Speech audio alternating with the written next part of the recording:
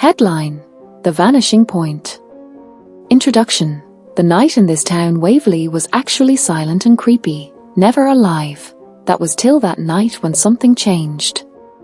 On any given night when streets were empty, there were always whispers of mystery surrounding Waverley, and at the heart of this was an ordinary man with an extraordinary secret. Chapter 1 Message: Elliot Carrington was another face around Waverley. A writer by profession, a loner by choice, Elliot lived in a quiet, creaking house just on the edge of town, a house that had better days. Not into myth or gods and ghosts or any of that supernatural stuff either. But after that night, things would never be the same again. This started with a letter, an anonymous note, neatly folded and slipped under his door. Don't trust the mirrors. Someone is watching over you. Someone close. Elliot stared at it, his fingers shaking a little.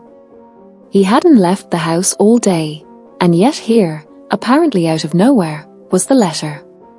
No evidence of a break-in, no indication of theft. He turned the envelope over. There was no return address, not even a clue as to who might have written it.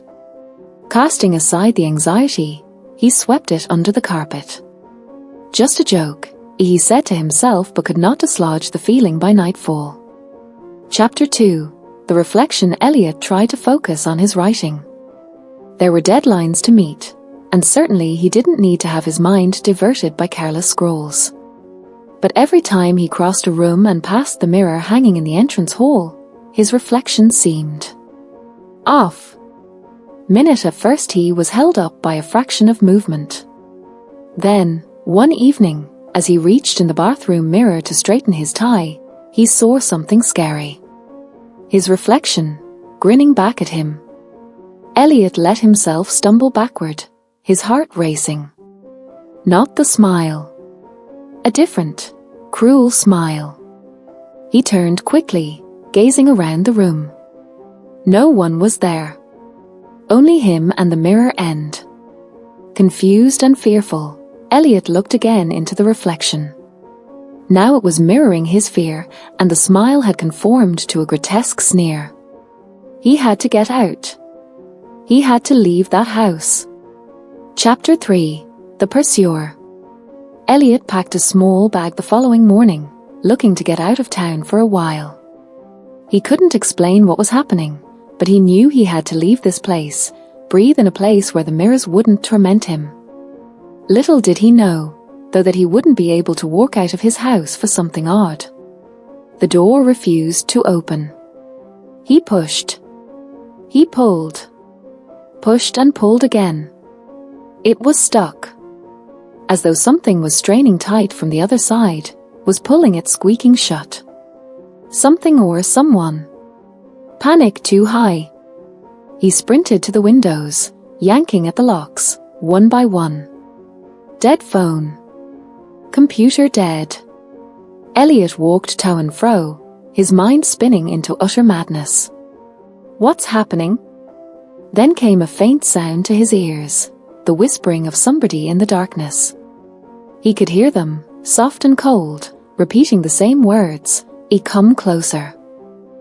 Heart racing, Elliot reached for the heaviest thing near. She grabbed a bookend and crept towards the direction of the voice. The whispering grew louder and, in dim light of the hall, stood a shape. A shadow. Not fully formed, but she was there. Who are you?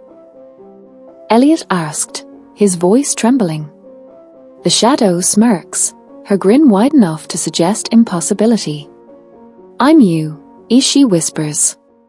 But I never left. I've always been here. Chapter 4 All was suddenly clear. There was something ringing a bell in Elliot's head, something he dismissed long ago as impossible for far too long. Years ago he had signed up for an experiment. He'd been in a research study about mirrors and perception. This was it, the easy one. Just prove whether or not a person could interact with a mirrored version of himself. But after a series of very strange, very unexplainable events, the project had shut down. Elliot thought he was just another test subject, one whom history would forget. It didn't. He had crossed the thin line one he never knew existed. His reflection was only an illusion of his mind, he thought. Now, it was alive. It no longer stayed in front of the mirror. He took it with him. He was changed ever since that experiment. The lines that crossed between his reality and what he saw reflected in the glass had blurred. The shadow, to the rear, was not some kind of reflection. It breathed, lived, and watched its opportunity to take over control. Not that the whisper was happening in his head. An effulgence from the mirror, they were calling him to open the door, to let it in. Chapter 5. Escape. Elliot realized he had to look at this image head-on. It was something that was controlling him and managing him, and so he had to be smarter than it. He had found an old, rusty key hidden under the floor. It opened up to the basement, the room he had been trying to escape for years. It was the last place in that house, which he hadn't explored yet.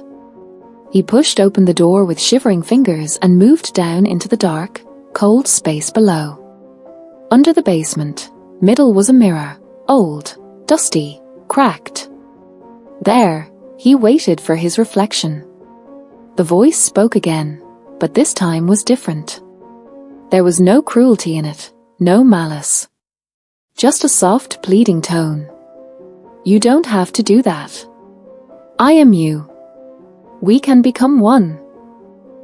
A murmur ran through Elliot's veins. He drew closer to the mirror, where his face appeared from inside it, and something was wrong. That was not a mirror anymore, but the way to somewhere darker.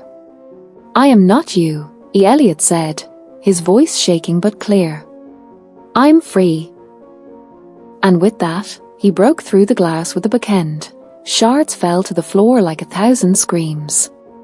Everything was silent for a moment. Then the reflection the beast gasped with fearful wails as it was sucked into the shards and vanished into nothing. Epilogue.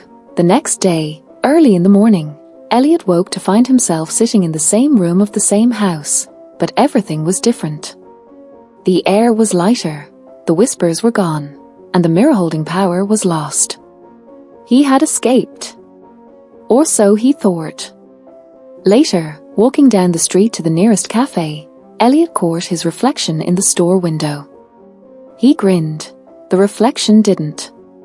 Elliot's heart skipped a beat. The reflection was staring at him once more.